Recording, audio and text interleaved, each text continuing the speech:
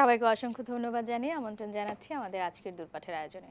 শিক্ষণমূলক আয়োজন দূরপাঠ বিষয়ভিত্তিক প্রশিক্ষণের মাধ্যমে ঘরে বসে আপনি আপনার কর্মদক্ষতা যেন আরেকটু বাড়িয়ে তুলতে পারেন, আমাদের সেই চেষ্টাই থাকে। আপনারা জানেন দূরপাঠে চলছে course web development and design. আজকে আমরা দেখব কোর্সটির কোর্স পর্যালোচনা। হ্যাঁ, থ্যাংক ইউ। আমরা আসলে শুরু থেকে অনেক কিছুই দেখেছি। আমরা HTML দেখেছি, CSS দেখেছি, ওয়ার্ডপ্রেস দেখেছি, PHP দেখেছি, জাভাস্ক্রিপ্ট দেখেছি, বুটস্ট্র্যাপ দেখেছি।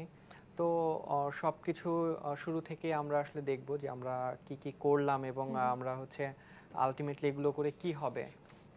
ইভেন আমাদের ক্যারিয়ারে অথবা হচ্ছে আমরা যদি ফ্রিল্যান্সার হতে চাই তো সেক্ষেত্রে আমাদের কি কি কোয়ালিটি থাকা দরকার বা কিভাবে আমরা ফ্রিল্যান্সিং শুরু করতে পারবো বা কিভাবে আমরা একটা বেটার জবের জন্য নিজেকে প্রিপেয়ার করতে পারবো।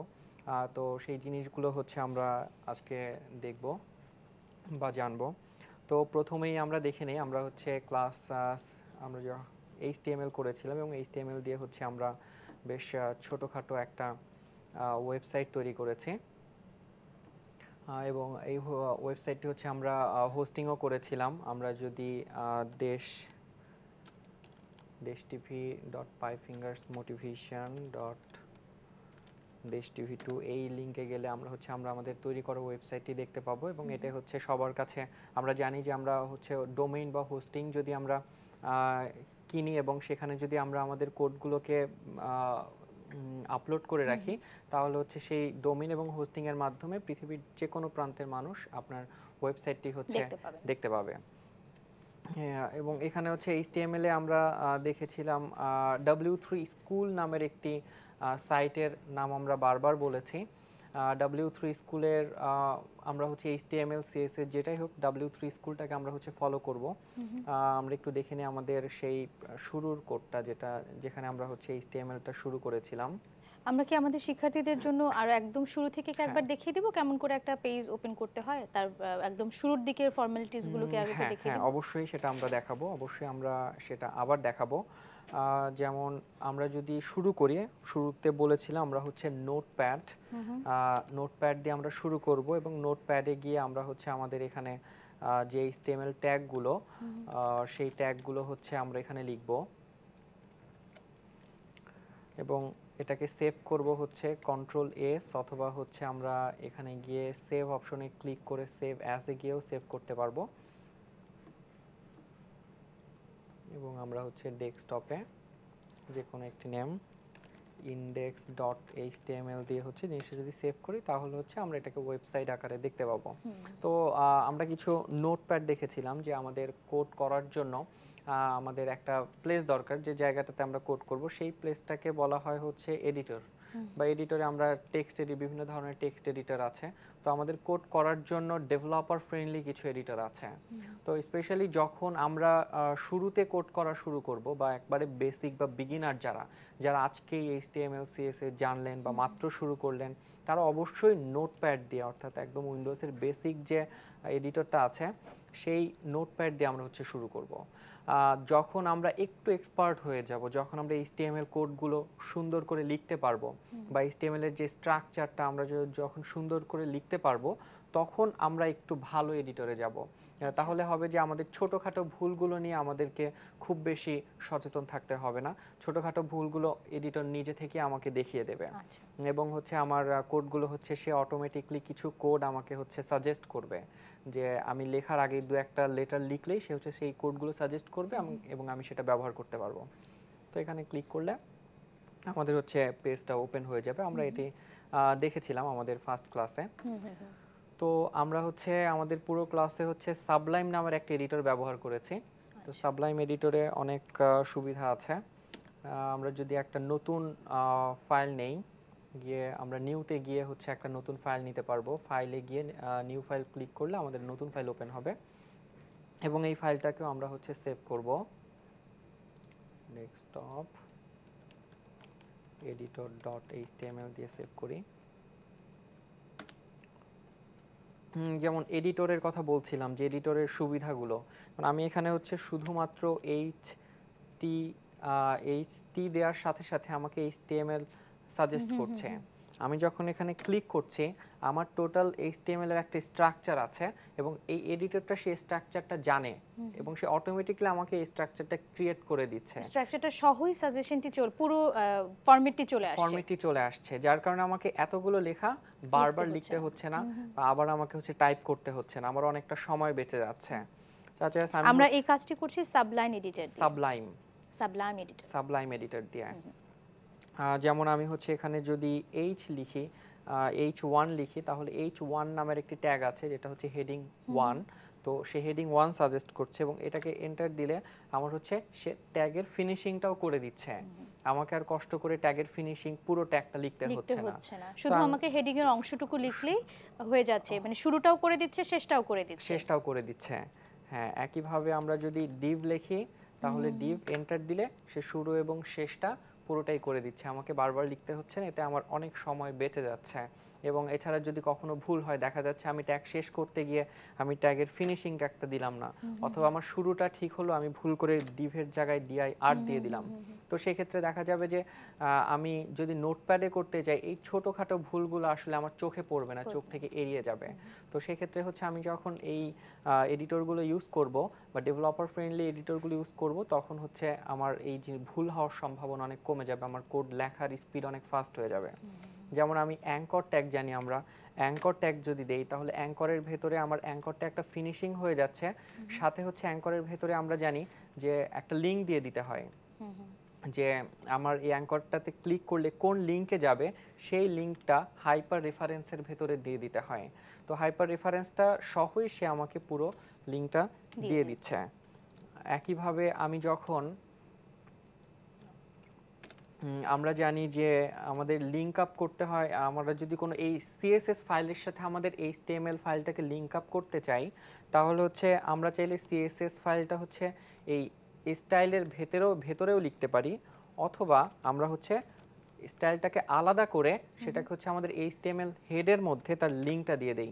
তো আমি জাস্ট এই লিঙ্কটা লেখার সাথে সাথে আমার অনেকগুলো লেখা চলে আসছে, ঠিক আছে, আমার স্ট্রাকচারটা চলে আসছে যে আমার হাইপার রেফারেন্স অর্থাৎ আমার CSS ফাইলটা কোথায় আছে, এই হাইপার রেফারেন্সের ভেতরে সেই CSS ফাইলের লিঙ্কটা হচ্ছে আমাকে দিয়ে দিতে হবে। সাচ অ্যাজ style.css নামের যদি আমাদের একটা ফাইল থাকে তাহলে সেই ফাইলটার নেমটা এখানে দিয়ে দিতে হবে।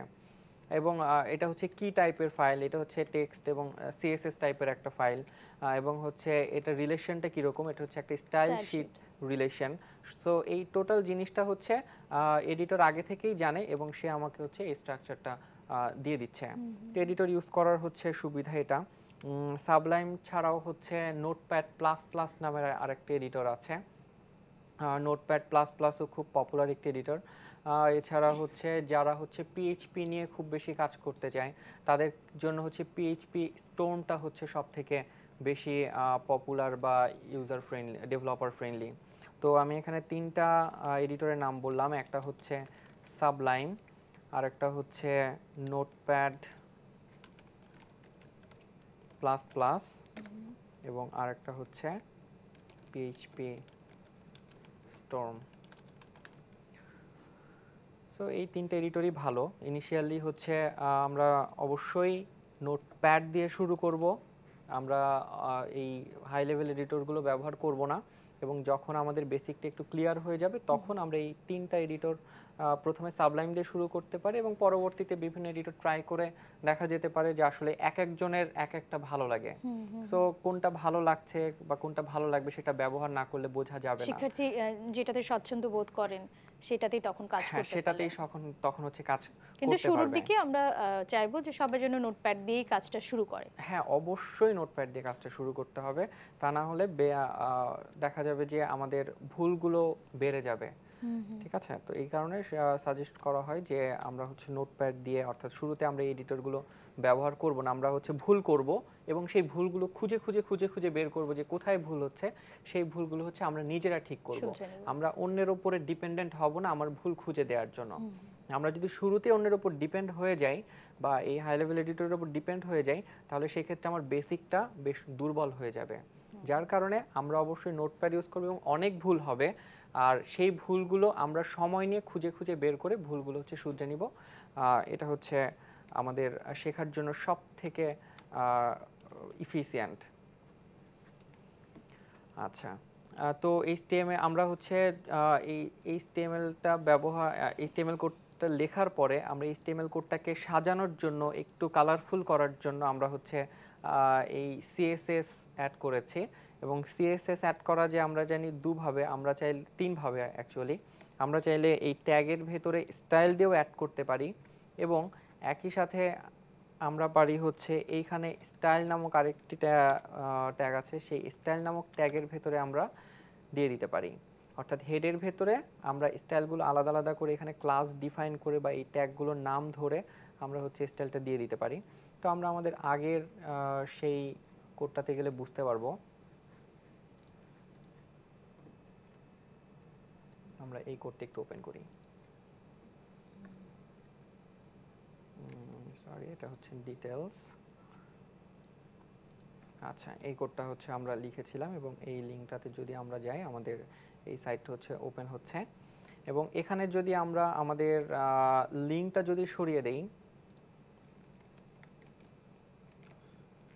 তাহলে দেখা যাবে যে আমার শুধুমাত্র HTML-টা এখানে কাজ করছে, এখানে কোনো CSS নাই। তো এই স্ট্রাকচার বা এই মার্কআপটা হচ্ছে শুধুমাত্র HTML মার্কআপ, এখানে কোনো CSS নাই। অর্থাৎ একটা কঙ্কাল, এখানে কোনো রং চং মাংস কিছু নাই আর কি।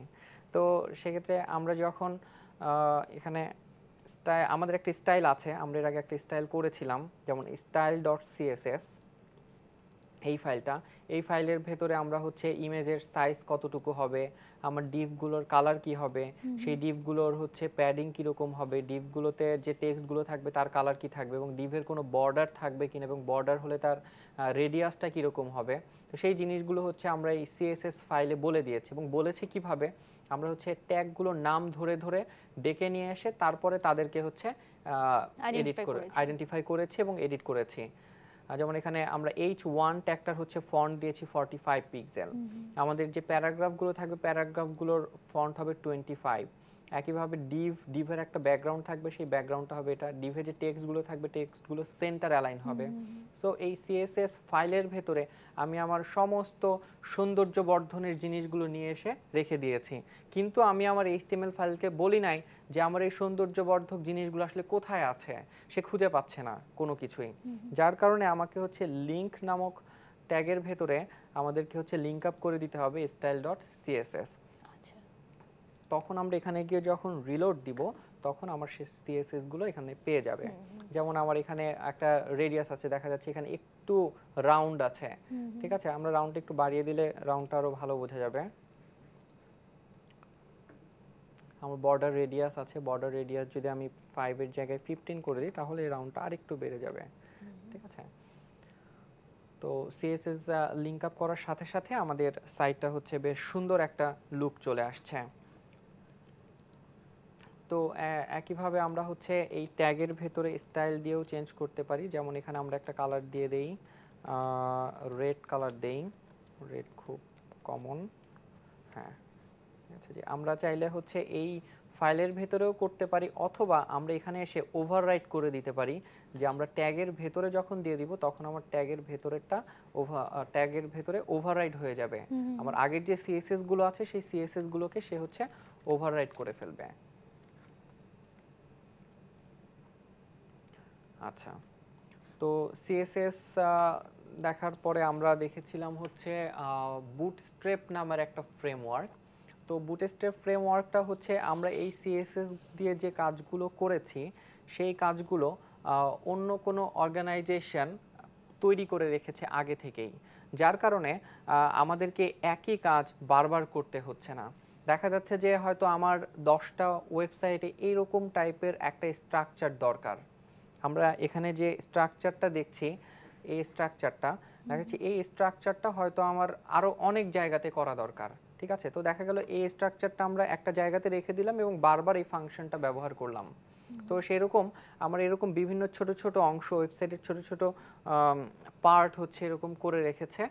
তো ওই জিনিসগুলো হচ্ছে তারা আবার টেস্ট করে রেখেছে বিভিন্ন আলাদা আলাদা ডিভাইসে, বড় স্ক্রিনে, মিডিয়াম স্ক্রিনে, ছোট স্ক্রিনে, that means phone, tab, desktop, laptop, সব কিছুতে তারা টেস্ট করে দেখেছে যে এই জিনিসটা আসলে কোথায় কীরকম আসে। যেমন আমরা যদি এটাকে আর একটু ছোট করি, দেখা যাচ্ছে এখানে অবশ্য ভালো দেখাচ্ছে, কিন্তু নর্মালি হচ্ছে দেখা যাবে যে এই জিনিসগুলো হয়তো ভেঙে যেতে পারে। এখানে অল্প কিছু জিনিস আছে যার জন্য জিনিসটা আসলে বোঝা যাচ্ছে না। তো আমরা দেখা যাবে জিনিসটা হচ্ছে ভেঙে যাচ্ছে বা বাইরে চলে যাচ্ছে, লাইন অ্যালাইনমেন্টটা লাইন হয়তো ঠিক নেই। অ্যালাইনমেন্টটা হচ্ছে ঠিকঠাক নেই বা হচ্ছে বাইরে চলে যাবে, আমাকে হচ্ছে স্ক্রল করতে হবে। তো সেই জিনিসগুলো ঠিক করে দেওয়ার জন্য হচ্ছে একটা বিভিন্ন মাধ্যমে টেস্ট করে তারা হচ্ছে একটা ফাইনাল একটা কোড জেনারেট করে আমাদেরকে দিয়েছে যে এটা যদি তুমি ব্যবহার করো তাহলে তুমি যে কোনো ডিভাইসে তুমি ব্যবহার করতে পারবে। এই জিনিসটা তোমার কোডে নিয়ে জাস্ট জয়েন করলেই তোমার কোডটা হচ্ছে সুন্দর হয়ে যাবে, এরকম হয়ে যাবে। তো সেই জিনিসটাকে আমরা হচ্ছে বুটস্ট্র্যাপ, তো বুটস্ট্র্যাপে আমরা দেখেছিলাম, বুটস্ট্র্যাপ স্টার্ট করেছিল এবং সেখানে লিঙ্ক আপগুলো নিয়ে আমরা বিভিন্ন নতুন নতুন কম্পোনেন্টগুলো দেখেছিলাম এবং বুটস্ট্র্যাপ দিয়ে আমরা ছোটোখাটো একটি ওয়েবসাইটও তৈরি করেছি। আমরা সেই সাইটটি দেখি।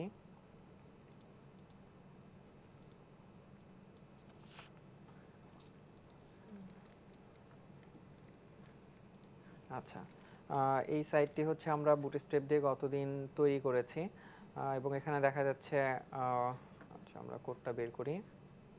এটি ছিল আমাদের হচ্ছে বুটস্ট্র্যাপের কোড এবং এই জায়গাতে আমরা প্রথমেই ব্যবহার করেছি হচ্ছে একটা লিঙ্ক, যে লিঙ্কে আমরা ব্যবহার করে হচ্ছে bootstrap.min.css। তো এই জিনিসটা আসলে কোত্থেকে আসছে? এই জিনিসটা আসছে আমাদের যখন গেটিং স্টার্টে যাব তখন হচ্ছে সে আমাদেরকে বিভিন্ন রকম লিঙ্ক দিয়ে দিবে এবং বুটস্ট্র্যাপ এখানে গেলে ডাউনলোড করার একটা অপশন আছে, ডাউনলোড করার অপশন থেকে আমরা ডাউনলোড করতে পারবো, অথবা এখানে সিডিএন থেকে আমরা হচ্ছে তাদের যে লিঙ্কটা আছে সেই লিঙ্কটা ব্যবহার করলেও আমার হচ্ছে বুটস্ট্র্যাপটা কাজ করবে। তো আমি ডাউনলোড করে আমাদের বুটস্ট্র্যাপ 4.1 অর্থাৎ বুটস্ট্র্যাপের অনেকগুলো ভার্সন আছে, 2, 3, 4 অনেকগুলো ভার্সন। সো আমরা হচ্ছে লেটেস্ট যেটা 4.1 সেই লেটেস্ট ভার্সনটাই হচ্ছে ব্যবহার করেছি। তো সিএসএস এর ভেতরে গেলে আমাদের অনেকগুলো ফাইল দেখা যাবে, তো সবগুলো আমাদের প্রয়োজন নেই আপাতত। তো আমরা হচ্ছে bootstrap.min.css নামক একটা ফাইল আছে, এই ফাইলটা আমরা ব্যবহার করেছি। একইভাবে জাভাস্ক্রিপ্টের ভেতরেও অনেকগুলো ফাইল আছে, তার ভেতরে হচ্ছে bootstrap.min.js এই ফাইলটা হচ্ছে আমরা ব্যবহার করেছি। তো আমরা যদি আমাদের কোড স্ট্রাকচারে যাই, কোড স্ট্রাকচারে গেলে দেখতে পাবো সিএসএস এর ভেতরে আমাদের এই ফাইলটা আছে এবং জেএস এর ভেতরেও এই ফাইলটা জেএস ফাইলটা আছে। তো এখানে হচ্ছে আমাদের লিঙ্ক আপ করে দিয়েছি সিএসএস এর সাথে bootstrap.min.css এবং একইভাবে আমাদের যে জেএসটা আছে, যে স্ক্রিপ্ট ট্যাগের ভেতরে আমরা হচ্ছে bootstrap.min.js এই ফাইলটাকে হচ্ছে আমরা লিঙ্ক আপ করে দিয়েছি এবং এই দুইটা ফাইল লিঙ্ক আপ করে দেওয়ার কারণে এখন সে বুটস্ট্র্যাপটাকে হচ্ছে এই কোডে ব্যবহার করতে পারবে আর সে বুটস্ট্র্যাপটাকে চিনতে পারবে যখন আমি বুটস্ট্র্যাপের বিভিন্ন ক্লাসগুলো ব্যবহার করব। এবং আরেকটা জিনিস, খুব ইম্পর্ট্যান্ট একটা জিনিস, তারা এখানে একটা কথা বলেছে যে এই লাইনটা যদি দেখি, এখানে লেখা আছে যে রিকোয়ার্ড মেটা ট্যাগ। তো এই মেটা ট্যাগটা হচ্ছে খুব ইম্পর্ট্যান্ট একটা জিনিস, অর্থাৎ এই জিনিসটা যদি আমার না থাকে, এই জিনিসটুকু যদি না থাকে তাহলে আমার ওয়েবসাইট রেসপন্সিভ আকারে কাজ করবে না। অর্থাৎ বুটস্ট্র্যাপের যে এলিমেন্টগুলো বা কন্টেন্টগুলো আমরা ব্যবহার করব সেগুলো রেসপন্সিভ আকারে থাকবে না। আমরা দেখেছিলাম যে রেসপন্সিভ বলতে বোঝায় হচ্ছে সব ডিভাইসে জিনিসটা হচ্ছে ইউজার ফ্রেন্ডলি আকারে হচ্ছে উপস্থাপন করা। অর্থাৎ আমার ডেস্কটপে যে জিনিসটা যেমন থাকবে, আমার যখন মোবাইলে চলে আসবে মোবাইল স্ক্রিনে সেই জিনিসটা যেন দেখতে আরো ভালো দেখায় এবং আরো ইউজার ফ্রেন্ডলি হয়। তো এই অংশটুকু হচ্ছে আমাদের রেসপন্সিভ করার জন্য খুবই ইম্পর্ট্যান্ট একটা জিনিস। এবং আরেকটি জিনিস হচ্ছে আমরা দেখেছিলাম যে এখানে যে লিংকটা আমরা ব্যবহার করছি, মেটা লিংক যেটা ব্যবহার করছি, সেটাও তো আমরা বুটস্ট্র্যাপ থেকে পেয়ে যাচ্ছি না? এটা আমাদেরকে ইন্ডিভিজুয়াল এনকোড করতে হবে? হ্যাঁ, বুটস্ট্র্যাপের যে আমাদের সাইটটা আছে, গেট বুটস্ট্র্যাপের যে টিউটোরিয়ালগুলো আছে সেখানে হচ্ছে দেয়া আছে যে আমাদের এই জিনিসগুলো কি কি ব্যবহার করতে হবে এবং এখানে টোটাল ডিটেলস আমরা টোটালটুকু কপি করে নিলেও কাজ করবে। ঠিক আছে। তো এই মেটা ট্যাগটা আসলে বুটস্ট্র্যাপের নিজস্ব কোনো ট্যাগ না, মেটা ট্যাগটা আসলে এইচটিএমএল এরই ট্যাগ। ঠিক আছে, এইচটিএমএল এর বিভিন্ন প্রয়োজনে এসইওর ক্ষেত্রে, এছাড়া আরো বিভিন্ন লিংক আপের ক্ষেত্রে হচ্ছে মেটা ট্যাগটা ব্যবহার করা হয়। তো এই মেটা ট্যাগের ভেতরে আমাদের এখানে নেম ভিউ পোর্ট নামক একটা জিনিস আছে। তো ভিউ পোর্ট এখানে দেখি কি বলে দিচ্ছে, উইথ ডিভাইস উইথ, এখানে হচ্ছে ডিভাইসের উইথটা সে হচ্ছে নিয়ে নেয়। ডিভাইসের উইথটা সে নিয়ে সেই ডিভাইসের স্ক্রিন অনুযায়ী সে হচ্ছে কন্টেন্টগুলোকে সাজায় বা সে বুঝতে পারে যে আসলে আমি কোন ডিভাইসে এই মুহূর্তে আছি। আমরা এখনই যা দেখলাম যে একদম শুরুটা দেখলাম, যারা একদমই নতুন তারা কিভাবে শুরু করবেন, তারপরে তারা কি কি সাইট ইউজ করতে পারেন। আমরা যদি একটু জানতে চাই আর একটু স্পেসিফিকভাবে যে কাজ শুরু করবার একদমই যখন শুরু করছি, আপনি বলছেন যে একটা কঙ্কাল সার তৈরি করছি আমরা, হ্যাঁ, তা এটাকে আমরা মাংস রং দিয়ে তারপর একটা পরিপূর্ণ অবয়ব তৈরি করি। এটা কি কোনো সিরিয়াল আছে যে ঠিক কোনটার পরে কোন কাজ করতে হবে? মানে HTML এ একটা সাইট ওপেন করবার পরে CSS, CMS বা বুটস্ট্র্যাপ ঠিক কোন কোন ধাপে আমরা এগোতে পারি, তার কি কোনো সিরিয়াল আছে? হ্যাঁ, অবশ্যই সিরিয়াল আছে। আমি তো একবারেই হচ্ছে 2-3 তালে উঠে যেতে পারবো না, আমাকে স্টেপ বাই স্টেপ একটা জায়গা থেকে যেতে হবে। তো আমাকে প্রথমে হচ্ছে HTML-টা জানতে হবে, হাইপারটেক্সট মার্কআপ ল্যাঙ্গুয়েজ, যেটা অর্থাৎ আমাকে কঙ্কালটা তৈরি করতে জানতে হবে। যখন আমি হচ্ছে কঙ্কালটা তৈরি করে ফেলবো তখন হচ্ছে আমি সেই কঙ্কালের টাকে আরেকটু সুন্দর করতে যাব। অর্থাৎ একটা বাড়ি তৈরি করার আগে বাড়ির স্ট্রাকচারটাকে তৈরি করতে হয়, দেন হচ্ছে, এবং তার আগেও হচ্ছে আমি যখন একটা ওয়েবসাইট ডিজাইন করব, যখন শুরুতে আমি একটা ওয়েবসাইটের কল্পনা করব, সেই ওয়েবসাইটটার ডিজাইনটা আমাকে একটু খাতা কলমে লিখে নিতে হবে। অথবা যদি গ্রাফিক্স ডিজাইনার থাকে বা গ্রাফিক্স সম্পর্কে হালকা ধারণা থাকে, আমরা ওয়েবসাইটে কোথায় কোন কন্টেন্টটা ব্যবহার করতে চাচ্ছি সেই জিনিসটা একটু মাথায় হচ্ছে গুছিয়ে নিব। মাথায় গোছানোর পর সেই জিনিসটা আমরা HTML এ হচ্ছে স্ট্রাকচার করব। HTML এ স্ট্রাকচার করার পরে হচ্ছে আমরা যাব হচ্ছে CSS এ।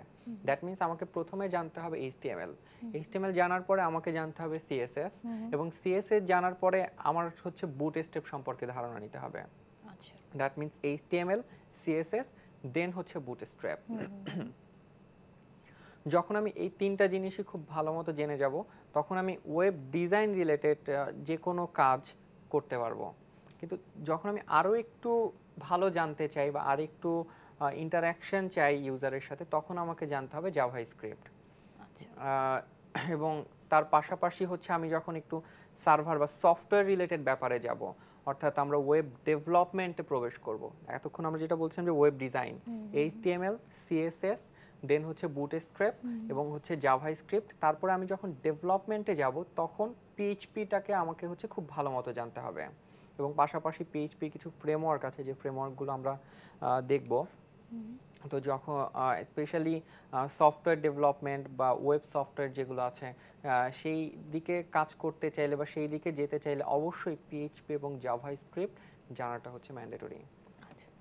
সো এটা আসলে অনেকটা কি বলে যে বিভিন্ন অফিসে যেরকম পজিশন থাকে, এখানেও সেরকম আস্তে আস্তে আর কি পজিশনটা ডেভেলপ হয়। আপনি যত জানবেন, যত শিখবেন, আস্তে আস্তে আপনার পজিশনটা তত হচ্ছে ডেভেলপ হতে থাকবে। আপনি ডিজাইনার থেকে ডেভেলপার হবেন, ডেভেলপার থেকে সফটওয়্যার ইঞ্জিনিয়ার হবেন। সো ব্যাপারগুলো হচ্ছে কাজের পরিধিটাও বাড়বে, কাজের পরিধিও বাড়বে, ব্যাপ্তিও বাড়বে। আচ্ছা, তো হচ্ছে এখানে আমরা যেটা দেখছিলাম যে জাভাস্ক্রিপ্ট, jQuery একটা জিনিস ব্যবহার করেছি আমরা। jQuery জাভাস্ক্রিপ্টের একটি লাইব্রেরি ব্যবহার করেছি।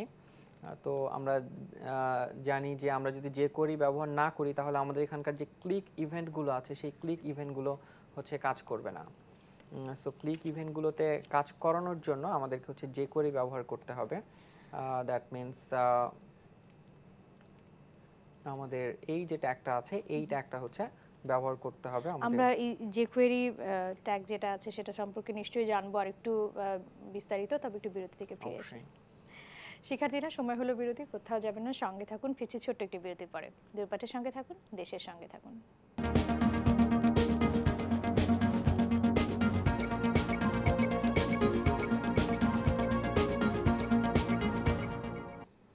ফিরলাম বিরতির পরে। ধন্যবাদ সঙ্গে থাকবার জন্য। আপনারা দেখছেন দূরপাঠ, চলছে course web development and design. আজকে আমরা দেখছি কোর্সের কোর্স পর্যালোচনা। আমাদের সঙ্গে আছেন মোহাম্মদ রিয়াদুল ইসলাম। সবাইকে আমন্ত্রণ আরো একবার। আমরা বিরতিতে যাবার আগে দেখছিলাম যে jQuery ট্যাগটা কেমন করে ব্যবহার করতে পারি। আমরা যদি আমাদের ব্যবহারে চলে যাই। আচ্ছা, হ্যাঁ, jQuery অ্যাকচুয়ালি এটা হচ্ছে জাভাস্ক্রিপ্টের একটা লাইব্রেরি। তো হচ্ছে আমরা এখানে jQuery স্ক্রিপ্ট ট্যাগের ভেতরে jQueryটা ব্যবহার করেছি বুটস্ট্র্যাপকে বোঝানোর জন্য, যে আমার এখানে হচ্ছে jQuery আমি ব্যবহার করেছি সেটা বোঝানোর জন্য। এবং আমরা গতদিন দেখেছিলাম আমরা যদি স্ক্রিপ্ট ট্যাগটা অর্থাৎ jQueryটা না নেই তখন হচ্ছে আমাদের এখানকার যে ক্লিক ইভেন্টগুলো সেই ক্লিক ইভেন্টগুলো হচ্ছে কাজ করে না। তো সেক্ষেত্রে হচ্ছে বুটস্ট্র্যাপের আমরা অনেকগুলো ট্যাগ নিয়ে আলোচনা করেছি, যেমন এখানে হচ্ছে এইটুকু হচ্ছে জাম্বোট্রন নামক একটা ক্লাস আছে, সেই ক্লাসটা ব্যবহার করলে বা কম্পোনেন্টটা ব্যবহার করলে আমার এরকম সুন্দর একটা পোর্শন চলে আসবে, যেখানে একটা হেডিং থাকবে এবং এখানে একটা সাবটাইটেল আছে দেখা যাচ্ছে এবং ডিটেলস আছে এবং লার্ন মোর নামক একটা বাটন আছে এবং বাটনে ক্লিক করলে আমরা এখানে একটা মডেল ব্যবহার করেছি। মডেল বা এই পপ আপ উইন্ডোটা হচ্ছে পপ আপ উইন্ডোটাকেই হচ্ছে মডেল বলা হয়। মডেলের একটা হচ্ছে টাইটেল আছে এবং এর বডিতে আমাদের কিছু লেখা আছে এবং এখানে একটা ক্লোজ করার অপশন আছে। ইভেন আমরা চাইলে এখানে বাটন আরও বাড়াতে পারি এবং এই মডেল নিয়ে আরও অনেক কাজ করতে পারি। সো সেটা একটু অ্যাডভান্স জিনিস। এবং এখানে আমরা 3টা কার্ড ব্যবহার করেছিলাম। 3টা কার্ডে একটা হচ্ছে ইমেজ আছে এবং একটা টাইটেল আছে এবং কার্ড সম্পর্কে কিছু লেখা আছে এবং এখানে কার্ডটি আসলে কখন তৈরি করা হয়েছে এই ইনফরমেশনগুলো চাইলে দেওয়া যাবে। তো সাধারণত হচ্ছে যদি কারো ব্লগ থাকে, ব্লগে পোস্ট যদি থাকে, সেই পোস্টগুলো হচ্ছে আমরা এই কার্ড আকারে এখানে প্রেজেন্ট করতে পারি এবং সবশেষ হচ্ছে আমরা একটা ফুটার ব্যবহার করেছিলাম। তো বুটস্ট্র্যাপ জানার পরে হচ্ছে আমাদের যখন আমরা সিএমএস-এ যাব, এরপরে হচ্ছে আমরা ওয়ার্ডপ্রেস সম্পর্কে জেনেছিলাম, অর্থাৎ সিএমএস কন্টেন্ট ম্যানেজমেন্ট সিস্টেম। তো কন্টেন্ট ম্যানেজমেন্ট সিস্টেম জিনিসটা হচ্ছে আমরা বলেছিলাম যে যখন কেউ একেবারেই ওয়েব ডিজাইনার হতে চাই না আমরা, বা আমি ওয়েব ডিজাইন শিখতে চাই না কিন্তু আমি ওয়েবসাইট বানাতে চাই, ঠিক আছে, এরকম অনেকেরই মনে হতে পারে যে আমি নিজের মনের মতো করে একটা ওয়েবসাইট বানাতে চাই কিন্তু এত কষ্ট আমি করব না। তাদের জন্য অপশন আছে, অর্থাৎ কেউ কোডার হতে না চাইলেও সে হচ্ছে ওয়েবসাইট ডেভেলপ করতে পারবে। তো সেই ধরনের মানুষের জন্য বা সাধারণ মানুষের জন্য হচ্ছে আমরা ওয়ার্ডপ্রেস বিষয়টা দেখেছিলাম। আচ্ছা, ওয়ার্ডপ্রেস দিয়ে আমরা ছোটোখাটো একটি সাইটও করেছিলাম, আমরা সেই সাইটটা দেখে নেই। আচ্ছা, আমরা গতদিন হচ্ছে এই সাইটটা একটা ওয়ার্ডপ্রেস ইনস্টল করেছিলাম। ওয়ার্ডপ্রেস ইনস্টল করার পর সেখানে আমরা হচ্ছে থিম নিয়েছিলাম এবং থিমটা ইন্টারনেটের কারণে আমাদের ইন্টারনেটটা স্লো হওয়ার কারণে আমাদের দেখা যায় কন্টেন্টগুলো ঠিকমতো আসছিল না। তো আমরা যখন জাস্ট এই থিমটা নেওয়ার সাথে সাথে আমাদের খুব সুন্দর একটা ওয়েবসাইট জাস্ট 5 থেকে 10 মিনিটসে তৈরি হয়ে গেল। এটা আসলে অন্য আরেকজন তৈরি করে রেখেছে আমার জন্য। আমি তার কাছ থেকে হচ্ছে ফ্রি ব্যবহার করারও সুবিধা আছে, আবার পেইড ব্যবহার করারও, প্রো ভার্সনটা ব্যবহার করারও সুবিধা আছে। তো এটা সেরকম একটি হচ্ছে ফ্রি ওয়ার্ডপ্রেস থিম। তো এটা হচ্ছে তার ড্যাশবোর্ড। আমরা ওয়ার্ডপ্রেসের ড্যাশবোর্ড দেখেছিলাম ইনস্টল করার পরে।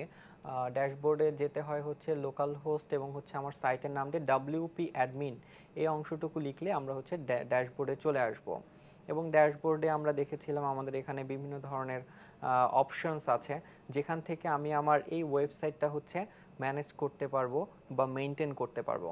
যেমন এখানে কিছু মেনু আছে, তারপরে এখানে দেখা যাচ্ছে একটা হচ্ছে লোগো আছে, নিচের দিকে খুব সুন্দর একটা ফুটার আছে। তো এই সব কিছুই কিন্তু আমার 5 থেকে 10 মিনিটের মধ্যে হয়ে গেছে।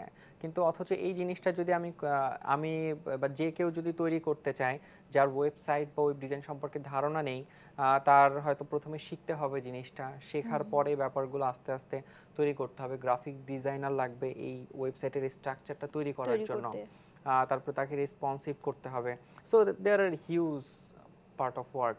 তো এই সব কিছুই আসলে আমার মতো বা কোনো একজন ডেভেলপার সে তৈরি করে রেখেছে যে হ্যাঁ আমি এই জিনিসটা তৈরি করেছি, তুমি দেখো এটা ভালো লাগে কিনা, যদি ভালো লাগে তুমি আমার কাছ থেকে এটা কিনতে পারো, আর তুমি চাইলে কিছু ফিচার ফ্রিও ব্যবহার করতে পারো। তো এরকম অনেক ফ্রি থিম আছে, তার মধ্যে থেকে আমরা হচ্ছে আয়ন ম্যাক থিমটা হচ্ছে ব্যবহার করেছিলাম। তো অ্যাপিয়ারেন্সের ভেতরে আমাদের হচ্ছে থিম নামক একটা অপশন আছে, এই অপশনে গিয়ে আমরা হচ্ছে এই আয়ন ম্যাক থিমটা হচ্ছে ইনস্টল করেছিলাম। এখানে জানি আমরা অ্যাড নিউতে গিয়ে থিমটা অ্যাড করা যায় এবং এই থিমটা আমরা অ্যাড করেছিলাম। সো এই থিমটা হচ্ছে আমরা লাস্ট ক্লাসে, সেই ক্লাসে হচ্ছে আমরা পুরো থিমটা আসলে দেখতে পারিনি। তো এই থিমটা ফুললি ইনস্টল করার পর তার স্ট্রাকচারটা আসলে এরকম হয়। এখানে একটা মেনু থাকবে এবং মেনুর ভেতরে হচ্ছে বেশ কিছু হচ্ছে মেগা মেনু থাকবে। এই বড় বড় যে মেনুগুলো, এই মেনুগুলোকে হচ্ছে মেগা মেনু বলা হয়। এখানে হচ্ছে আমাদের ফেসবুক এগুলোর আইকন অ্যাড করার অপশন আছে এবং এই সব কিছুই আমাকে কোনো কোডে যেতে হবে না, আমার এখান থেকে আমি সব জিনিসগুলো চেঞ্জ করতে পারবো। অর্থাৎ এই ওয়েবসাইটে আমার যা যা কিছু আছে, যেমন এখানে ক্লিক করলে আমার এই জিনিসটা আবার নতুন আর একটা জায়গাতে আমার ডিটেলসটা দেখাবে। আর এখানকার টাইটেলটা দেখা যাচ্ছে, এই নিউজটা সম্পর্কে আমি ডিটেইলস জানতে পারছি। এখানে আমার কিছু ইমেজ দেয়া আছে, সুন্দর কিছু টাইটেল আছে। সো এই টোটাল জিনিসগুলোই হচ্ছে আমাকে এই যে এটাকে বলা হচ্ছে অ্যাডমিন প্যানেল থেকে আমি টোটাল ওয়েবসাইটে কন্ট্রোল করতে পারবো কিভাবে। যেমন আমি প্রথমে এই মেনুটা দেখি, এই মেনুর ভেতরে আমার এখানে যতগুলো মেনু আছে সেই মেনুর নামগুলো হচ্ছে এখানে আছে। আমি চাইলে এখান থেকে আমার এই মেনুগুলো হচ্ছে চেঞ্জ করে নিতে পারবো। আমি যদি এই মেনুর অপশন থেকে মেনুটা চেঞ্জ করে নেই তাহলে হচ্ছে আমার এখানকার যে মেনু নামগুলো আছে সেই মেনুর নামগুলো হচ্ছে চেঞ্জ হয়ে যাবে। সো আমার কোনো রকম কোড করা ছাড়াই আমি অ্যাডমিন প্যানেলে থেকে আমি সব কিছু চেঞ্জ করতে পারছি। তারপরে যে কোনো পোস্ট যদি আমি এডিট করতে চাই, যেমন এই পোস্টটা যদি আমি এডিট করতে চাই তাহলে হচ্ছে এডিট পোস্ট, ওপরের দিকে একটা অপশন আছে, এডিট পোস্টে ক্লিক করলে আমার এই পোস্টটা চলে আসবে এবং আমি চাইলে এখান থেকে হচ্ছে আমার পোস্ট অ্যাড করতে পারবো, ইমেজ চেঞ্জ করতে পারবো। এখান থেকে হচ্ছে ফিচার্ড ইমেজ, অর্থাৎ এখানে শুরুতেই যে ইমেজটা দেখা যায়, শুরুতে আমার যে ইমেজটা একটা ইমেজ আসে থাম্বনেইল আকারে, সেই ইমেজটা হচ্ছে এই ফিচার্ড ইমেজ থেকে চেঞ্জ করতে পারবো। এছাড়া আমি যদি ভিডিও অ্যাড করতে চাই এখানে ভিডিও অ্যাড করতে পারবো।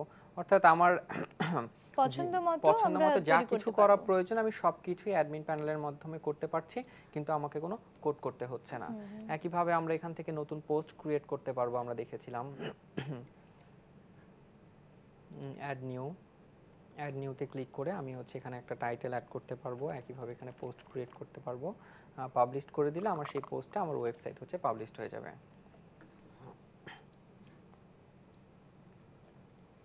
সো যদি কারো কোড করার ইচ্ছা না থাকে অথবা খুব অল্প প্রয়োজনের জন্য যদি কোনো ওয়েবসাইট প্রয়োজন হয়, তো সেক্ষেত্রে তার অনেক HTML, CSS, জাভাস্ক্রিপ্ট এত কিছু না জেনে শুধুমাত্র ওয়ার্ডপ্রেস সম্পর্কে একটু ধারণা নিয়ে ওয়ার্ডপ্রেস দিয়ে সে চাইলে তার ওয়েবসাইটটা তৈরি করে নিতে পারে। এছাড়া ওয়ার্ডপ্রেস যারা ওয়ার্ডপ্রেসে ভালো জানে তাদের জন্য কাজের অনেক অপরচুনিটি আছে। অর্থাৎ অনেকেই আছে যারা হয়তো কোড ভালো জানে না, কিন্তু ওয়ার্ডপ্রেস কিভাবে ম্যানেজ করতে হয়, কিভাবে আমার অ্যাডমিন প্যানেল ব্যবহার করে একটা ওয়েবসাইট খুব সুন্দর করে ক্লায়েন্টের চাহিদা অনুযায়ী তৈরি করতে হয়, যারা জানে তারাও হচ্ছে অনেক ধরনের কাজ করতে পারে, বা ফ্রিল্যান্সিংয়ে তাদের জন্য অনেক অপশন রয়েছে। রাইট, অর্থাৎ ওয়ার্ডপ্রেস ডেভেলপারদের জন্যও অনেক ভ্যাকেন্সি রয়েছে, যে শুধুমাত্র ওয়ার্ডপ্রেস ডেভেলপ করে সে নিজের জব সিকিউর করতে পারে। বাট ডেফিনেটলি যদি কেউ ভালো ওয়ার্ডপ্রেস ডেভেলপার হতে চায় তাকে অবশ্যই কোড জানতে হবে। ফাইনালি ভালো ডেভেলপার বা ক্যারিয়ারে খুব ভালো করতে হলে, অর্থাৎ এই ক্যারিয়ারে ভালো করতে হলে অবশ্যই আমাকে কোড জানতেই হবে। কারণ আমরা যেই সংক্ষিপ্ত জায়গাগুলো দেখলাম যে আমাদের কাছে বুটস্ট্র্যাপ আছে, জাভাস্ক্রিপ্টের যে কোডিংগুলো আমাদের জন্য দিয়ে দেওয়া আছে, সেগুলো একদমই যারা আগ্রহের জায়গা থেকে করতে চায়, চর্চা করতে চায় তাদের জন্য। কিন্তু কেউ যদি পেশা হিসেবে এটাকে নিতে চায় তাহলে অবশ্যই তার জন্য কোডিংয়ের কোনো বিকল্প নেই। অবশ্যই কোডিংয়ের কোনো বিকল্প নেই, কারণ এই জিনিসগুলোই আসলে প্রোগ্রামিং বা কোডিং থেকেই এই জিনিসগুলো আসছে। আচ্ছা, এরপরে আমরা যদি একটু ডেভেলপমেন্ট ফেসে ঢুকি, এতক্ষণ আমরা ডিজাইন ফেসে ছিলাম, যদি একটু ডেভেলপমেন্ট ফেসে ঢুকি তাহলে হচ্ছে আমাদের পিএইচপি সম্পর্কে কিছুটা ধারণা থাকতে হবে। পিএইচপি আমরা জানি হচ্ছে সার্ভার সাইড ল্যাঙ্গুয়েজ, অর্থাৎ ডাটাবেজের সাথে আমার ওয়েবসাইটটাকে কানেক্ট করার জন্য বা কমিউনিকেট করার জন্য আমাদেরকে হচ্ছে পিএইচপি ব্যবহার করতে হয়। এছাড়াও আরও অনেক সার্ভার সাইড ল্যাঙ্গুয়েজ রয়েছে, বাট ওয়েব ডেভেলপমেন্টের ক্ষেত্রে পিএইচপিটা হচ্ছে সব থেকে অনেক বেশি পপুলার। তো সেক্ষেত্রে পিএইচপিতে মাধ্যমে আমরা হচ্ছে আমাদের ওয়েবসাইট থেকে ডাটাবেজের সাথে কমিউনিকেট করতে পারি। গতদিন আমরা ছোট্ট একটি ফর্ম দেখেছিলাম, যেই ফর্মে হচ্ছে আমরা একটা নেম দিতে পারি এবং একটা পাসওয়ার্ড দিতে পারি এবং সাবমিট করলে আমাদের হচ্ছে ডাটাবেজ, এটা হচ্ছে PHP MyAdmin localhost/PHP MyAdmin, এটা হচ্ছে ডাটাবেজ থেকে আমরা হচ্ছে ডাটাবেজ ক্রিয়েট করতে পারি এবং টেবিল ক্রিয়েট করতে পারি। তো এটার মাধ্যমে হচ্ছে আমরা আমাদের ডাটাবেজে ডাটা স্টোর করতে পারি এবং সেই ডাটাটা আমাদের হচ্ছে ওয়েবসাইট থেকে সাবমিট করলে আমার ডাটাটা হচ্ছে এই PHP MyAdmin যে ডাটাবেজ আছে সেই ডাটাবেজে চলে আসবে। আচ্ছা, সো এটা আমরা দেখেছিলাম যে ডাটা আসলে কিভাবে ইনসার্ট করতে হয়, একইভাবে সেই ইনসার্ট করা ডাটা আমরা কিভাবে ভিউ করব, কিভাবে আপডেট করব, অর্থাৎ এই টোটাল জিনিসটাকে বলা হয় ক্রাড, ক্রিয়েট, আপডেট এবং হচ্ছে ডিলিট, এই সব কিছু মিলে হচ্ছে ক্রাড অপারেশন। সো এই ক্রাড অপারেশনটা পিএইচপি যারা করবে তাদের জন্য জানাটা হচ্ছে খুবই ম্যান্ডেটরি। যে কোনো ফ্রেমওয়ার্কের ক্ষেত্রে বা যে কোনো কিছু নতুন কিছু যখন আমরা শুরু করব তখন এই ক্রাড অপারেশনটা আর কি খুবই প্রয়োজন হয়। সো অবশ্যই যারা পিএইচপি আমরা করব, যারা বেসিক জিনিসগুলো জানা হয়ে যাবে, তারপরেই হচ্ছে আমরা ক্রাড অপারেশনটা জেনে নেওয়ার চেষ্টা করব। স্পেশালি কিভাবে ডাটাবেজে ডাটা ইনসার্ট করতে হয়, সেই ইনসার্ট করা ডাটাটা আমরা হচ্ছে কিভাবে আবার আপডেট করতে পারবো, এবং একইভাবে কিভাবে ডাটাবেস থেকে রিমুভ করতে পারবো কোডের মাধ্যমে আমাদের ওয়েবসাইট থেকে, সেই জিনিসগুলো হচ্ছে আমরা আস্তে আস্তে শিখে নিব। তো যখন পিএইচপিটা একটু ভালো জানা হয়ে যাবে, তারপরে হচ্ছে আমরা কিছু ফ্রেমওয়ার্কের দিকে যাব। যেমন আমরা দেখেছি লারাভেল ফ্রেমওয়ার্ক, এরকম আরও কিছু ফ্রেমওয়ার্ক আছে পিএইচপির পপুলার ফ্রেমওয়ার্ক, যেমন কোডিগনেটর হচ্ছে খুব পপুলার একটি ফ্রেমওয়ার্ক, সিম্ফনি একটি ভালো ফ্রেমওয়ার্ক। সো যখন আমাদের পিএইচপিটা জানা হয়ে যাবে বা পিএইচপি দিয়ে আমরা ওয়েবসাইট তৈরি করতে পারবো, তারপরে হচ্ছে আমরা এই ফ্রেমওয়ার্কগুলোর দিকে যাব এবং ফ্রেমওয়ার্কগুলো সম্পর্কে জানার চেষ্টা করব। এবং এর মধ্যে যেটা পছন্দ, যে কোনো একটা ফ্রেমওয়ার্ক শুরু করে তারপর হচ্ছে আমরা সেই ফ্রেমওয়ার্কের ডিটেলস আরও গভীরে যাব। সো আমরা যেহেতু লারাভেল দেখেছি, তো যারা হচ্ছে ফ্রেমওয়ার্ক শুরু করতে চান তারা লারাভেল দিয়ে শুরু করতে পারেন। এরপরে আমরা যদি আরেকটু ডেপথে যাই, সেক্ষেত্রে হচ্ছে আমাদের জাভা স্ক্রিপ্ট সম্পর্কে আমরা একটু ধারণা নিব। আমরা দেখেছিলাম জাভা স্ক্রিপ্টের বেসিক কিছু ফাংশনালিটি দেখেছিলাম, যেমন আমরা হচ্ছে এখানে একটা দেখেছিলাম যে আই এম এইচটিএমএল, যদি আমরা ক্লিক টু চেঞ্জ দেই, এই বাটনটাতে ক্লিক করলে আমার এই লেখাটা চেঞ্জ হয়ে যাচ্ছে এবং আমাকে একটা ডেট দেখাচ্ছে। সো এই কাজটা হচ্ছে আমরা জাভা স্ক্রিপ্ট দিয়ে করেছি। আমরা একটু আগে বলেছি যে আমরা এখানে যত ক্লিক ইভেন্ট আছে সেই ইভেন্টগুলো হচ্ছে জাভা স্ক্রিপ্ট দিয়ে কাজ করছে। সো ব্যাপারটা অনেকটা এরকম, আমরা যদি মানুষের শরীরের সাথে চিন্তা করি, এইচটিএমএলটা ছিল কঙ্কাল, এবং আমাদের যে মাংস টাংস আছে সেগুলোকে আমরা সিএসএস হিসেবে কল্পনা করতে পারি, এবং আমরা যে একটু হাত টাত নাড়তে পারছি, একটু নড়াচড়া করতে পারছি, তো এই ব্যাপারগুলো হচ্ছে আমরা জাভা স্ক্রিপ্ট দিয়ে করে থাকি। মানে কাজ আমরা করতে পারছি, কিন্তু আরো স্বাচ্ছন্দ্য অনুযায়ী কাজ করতে গেলে জাভাস্ক্রিপ্ট আমাদের সহায়তা করছে। জাভাস্ক্রিপ্ট আমাদেরকে জানতে হবে যে আমরা ওয়েবসাইটে হচ্ছে, যেমন একটু আগে আমরা দেখেছিলাম যে এখানে আমরা একটা ছোট মেনু এসেছে এবং মেনুটাতে ক্লিক করলে সুন্দর করে মেনুটা হচ্ছে এক্সপ্যান্ড হয়ে যাচ্ছে। তো এই জাতীয় ব্যাপারগুলো হচ্ছে আমাদের সাধারণত জাভাস্ক্রিপ্ট, অর্থাৎ একটা ওয়েবসাইটকে সচল করার জন্য আমাদের আসলে জাভাস্ক্রিপ্ট জানাটা প্রয়োজন।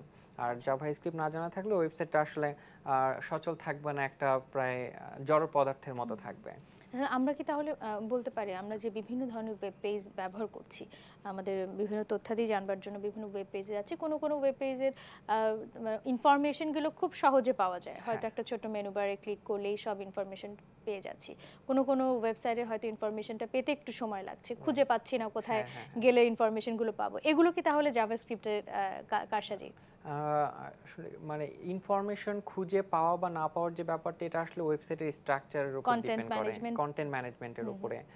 সেটা হচ্ছে যারা হচ্ছে ওয়েবসাইটের মানে শুরু করার আগে যারা হচ্ছে ওয়েবসাইটে নিয়ে অ্যানালাইসিস করবে, তো তারা আসলে ওই জিনিসটা ক্রিয়েট করবে, বা গ্রাফিক ডিজাইনার, তারপরে হচ্ছে সিস্টেম অ্যানালিস্ট যারা আছে, তারা হচ্ছে এই জিনিসটার স্ট্রাকচারটা প্রথমে তৈরি করবে, যেটা আসলে কোনভাবে তৈরি করলে, কোন কন্টেন্টটা কোথায় রাখলে এটা হচ্ছে ইউজারের জন্য সবথেকে বেস্ট হবে, বেস্ট ইউজার ফ্রেন্ডলি এক্সপিরিয়েন্স পাওয়া যাবে। তো সেটা করার পরে দেন তারা যখন প্রোটোটাইপ এবং হচ্ছে ওয়ারফ্রেম ক্রিয়েট করার পর দেন হচ্ছে যে কোডার থাকে, সে হচ্ছে জিনিসটাকে হচ্ছে কোড করে প্রেজেন্ট করে বা লাইভ করে। তো এটা হচ্ছে একটা স্টেপ। সো কন্টেন্ট ম্যানেজমেন্টের ব্যাপারটা আসলে এটার সাথে ইনভলভ হবে না। সো কন্টেন্ট ম্যানেজমেন্টটা করবে হচ্ছে আরেকজন, আমি তার মতো করে, বা এই অ্যানালাইসিসটা বা এই রিসার্চটা করবে আরেকজন, আমি তার দেয়া প্রোটোটাইপ অনুযায়ী আমি আমার সাইটটা হচ্ছে ডেভেলপ করব, এক্স্যাক্টলি ডিজাইনটা তৈরি করব। সো ওই প্রোটোটাইপ অনুযায়ী বা তার চিন্তাধারাকে হচ্ছে প্রতিফলন করতে হলে, দেখা যায় যে একটা ওয়েবসাইটকে সুন্দর করতে হলে ওয়েবসাইটের ভেতরে ইউজারের ইন্টারঅ্যাকশনটা থাকাটা খুব জরুরি। যে ইউজার একটা ক্লিক করলে সে কোনো একটা কিছু পাচ্ছে, কোনো একটা ইভেন্ট ক্রিয়েট হচ্ছে, বা একটা ক্লিক করলে কালার চেঞ্জ হচ্ছে, একটু নড়াচড়া করছে। সো এই জিনিসগুলো দেখতে হচ্ছে ইউজারের ভালো লাগে, ইউজারের হয়তো বেশি সময় আমার ওয়েবসাইটে এক্সপ্লেন করতে থাকতে হচ্ছে পছন্দ করবে। সো এই সব কিছুর জন্য হচ্ছে জাভাস্ক্রিপ্টটা হচ্ছে খুব প্রয়োজনীয় একটি বিষয়। এবং হচ্ছে যদি আমরা হচ্ছে একটু আগে আমরা পিএইচপির কথা বলছিলাম বা সার্ভার সাইড ল্যাঙ্গুয়েজ যেটা, অর্থাৎ আমার ওয়েবসাইটের সাথে ব্যাক এন্ড যেটা সার্ভারের যে কমিউনিকেশনটা, এই কমিউনিকেশনটা হচ্ছে পিএইচপি করে। তো আমাদের শরীরের ভেতরের যে ফাংশনালিটিগুলো আছে, যেমন আমাদের রক্ত চলাচল হচ্ছে, তারপরে হচ্ছে আমাকে একটু চিমটি দিলে ব্যথা পাচ্ছি ভেতরে, আমার এই যে সেন্সটা হচ্ছে আমার ব্রেনে যাচ্ছে। তো এই জিনিসগুলো হচ্ছে মানে সব কিছুই তো আমাদের ব্রেনটা হচ্ছে কন্ট্রোল করছে, আমার ডাটাগুলো হচ্ছে আমাদের ব্রেনে আছে, সেই ডাটাগুলো আমার শরীর হচ্ছে ডাটাগুলো নিয়ে কাজ করছে। তো ওই যে ব্যাকএন্ডের এই জিনিসগুলো কিন্তু আমরা দেখতে পাচ্ছি না বাইরে থেকে, আমি হাত নাড়ানোটা দেখতে পাচ্ছি, কিন্তু আমার হাতের ভেতরে যে রক্তটা চলাচল হচ্ছে সেটা কিন্তু আমরা দেখতে পাচ্ছি না। সো এই যে ব্যাকএন্ডের ভেতরের যে কাজগুলো, এই কাজগুলো করছে হচ্ছে পিএইচপি। ঠিক আছে, সে আমার কাছ থেকে ডাটা নিচ্ছে, ডাটা নিয়ে এসে ডাটাবেসে যাচ্ছে, সে অনুযায়ী ডাটাগুলো বের করে নিয়ে এসে আবার আমাকে হচ্ছে শো করছে। সো এই জিনিসগুলো ভেতরকার কাজগুলোকে বলা হয়েছে ব্যাকএন্ড। সো এই ব্যাকএন্ডের কাজগুলো করছে হচ্ছে পিএইচপি। ঠিক আছে, সো একটা মানুষের জন্য যেমন হচ্ছে কঙ্কাল থেকে শুরু করে রক্ত চলাচল, ব্রেন সব কিছু যেমন প্রয়োজন, তেমনি একটা পারফেক্ট ওয়েবসাইট বা হচ্ছে একটা পারফেক্ট সফটওয়্যারের জন্য, ওয়েবের সফটওয়্যারের জন্য আমাদের হচ্ছে সবগুলোই জানাটা প্রয়োজন, সিএসএস, এইচটিএমএল, পিএইচপি এবং জাভাস্ক্রিপ্ট। তো সেক্ষেত্রে হচ্ছে আমাদের পিএইচপিতে যেমন আমরা কিছু ফ্রেমওয়ার্কের নাম জেনেছি, লারাভেল, কোডিংটার, সিম্ফনি। তো জাভাস্ক্রিপ্টের ক্ষেত্রেও এরকম কিছু ফ্রেমওয়ার্ক আছে এবং তার একটা লাইব্রেরি আছে জেকোরিটা জাভাস্ক্রিপ্টের খুবই পপুলার একটি টুলস। সো ওই জিনিসটা ব্যবহার করলে আমাদের জাভাস্ক্রিপ্টের কাজগুলো অনেক বেশি সহজ হয়ে যায়। আমরা যেরকম বুটস্ট্র্যাপে দেখেছি আমরা সিএসএস এ অনেক কিছু লিখছি, কিন্তু বুটস্ট্র্যাপ সেটাকে হচ্ছে খুব অল্প কিছু করে দিয়েছে, ছোট করে দিয়েছে। ঠিক সেরকমভাবে জাভাস্ক্রিপ্টেও আমাদের অনেক কিছু লেখার বদলে অল্প কিছু লিখে সেই জিনিসটাকে হচ্ছে আমরা ব্যবহার করতে পারি জেকোরির মাধ্যমে। সো যখন আমাদের জাভাস্ক্রিপ্টে জানা হয়ে যাবে জেকোরি এবং আরও কিছু ফ্রেমওয়ার্ক আছে, যখন আমি আরও একটু ভালো জানবো বা আমি যখন আরও একটু নিজের ভ্যালু বাড়াতে চাবো, যে অ্যাকচুয়ালি সফটওয়্যার সেক্টরটা হচ্ছে এরকম যে যত জানা যাবে ভ্যালুটা তত ক্রিয়েট হবে। আপনাকে হচ্ছে নিজের ভ্যালুটা ক্রিয়েট করতে হবে যে হ্যাঁ আমি এই জিনিসগুলো জানি, দেন তখন আর নিজেকে জবের জন্য ঘুরতে হবে না, মানুষ হচ্ছে আপনাকে খুঁজে নেবে যে হ্যাঁ এই ছেলেটাকে আমার দরকার, এই ছেলেটা আমার পারপাস সার্ভ করতে পারবে। সো সেই আমরা জায়গাটা একদমই শেষ পর্যায়ে আমরা যদি আপনাদের কাছ থেকে জানতে চাই, যারা আগ্রহী আছে, যারা শিক্ষার্থী আছেন, তারা কেমন করে নিজেদেরকে একজন ওয়েব ডিজাইনার, একজন ওয়েব ডেভেলপার হিসেবে গড়ে তুলতে পারেন? আচ্ছা, সেক্ষেত্রে হচ্ছে আমরা বেশ কয়েকটি টিউটোরিয়াল সাইট নিয়ে কথা বলেছি, অর্থাৎ আরও ভালো জানার জন্য specially HTML, CSS, JavaScript, PHP এই সবগুলোই হচ্ছে W3 স্কুল থেকে আমরা হচ্ছে বেসিকটা হচ্ছে গ্রো করব। W3 স্কুল থেকে আমাদের বেসিকটা খুব ক্লিয়ার করব, দেন হচ্ছে কোড একাডেমিতে যখন আমাদের W3 স্কুলটা খুব ভালো মতো দেখা হয়ে যাবে, দেন হচ্ছে আমরা কোড একাডেমিতে গিয়ে হচ্ছে সেই জিনিসগুলো প্র্যাকটিক্যাল কিছু ইমপ্লিমেন্টেশন আছে, প্র্যাকটিস আছে, সেই প্র্যাকটিসগুলো করব। এবং আরও একটু অ্যাডভান্স টিউটোরিয়ালের জন্য বা অ্যাডভান্স অনেকে আসলে কোচিং অনেক কিছু করে, সো এই জিনিসগুলো আসলে খুব একটা প্রয়োজন নেই, কারণ অনলাইনে এত বেশি রিসোর্স আছে যে আপনাকে কোচিংয়ের চেয়ে আরও অনেক ভালো রিসোর্স আসলে সেখানে আছে। সো আসলে আমি কখনোই কোচিং করা বা এগুলো শেখার জন্য অন্য কারো কাছে যাওয়া, সেটা আসলে আমি টাকার বিনিময়ে আর কি আমি কখনো আসলে পছন্দ করি না। তো যদি কারো জানার প্রয়োজন হয় তারা এখান থেকে জানতে পারে। udemy.com নামের একটা অনলাইন সাইট আছে, সেখানে হচ্ছে পেইড কোর্স আছে। সো সেখানে অল্প কিছু দেখা যায় যে $5 $7 বিনিময়ে যে কোর্সগুলো পাওয়া যায় সেগুলো আসলে সম্পূর্ণ ইন্টারন্যাশনাল, আন্তর্জাতিক লেভেলের হচ্ছে। তার মানে আমরা এই সাইটগুলো থেকে, টিউটোরিয়ালগুলো থেকে নিজেদেরকে সমৃদ্ধ করতে পারি, আগ্রহের জায়গাটা করে নিতে পারি, আর হচ্ছে চর্চা অবশ্যই সময় দিতে হবে, নিয়মিত সময় দিতে হবে। আপনি একদম শুরুর ক্লাস থেকে যেটা বলছিলেন, নিয়মিত সময় করে সেই সময়টা আবার ধরে রাখতে হবে, প্রত্যেক দিনের চর্চাটা প্রত্যেক দিন যেন আমরা চালিয়ে নিতে পারি।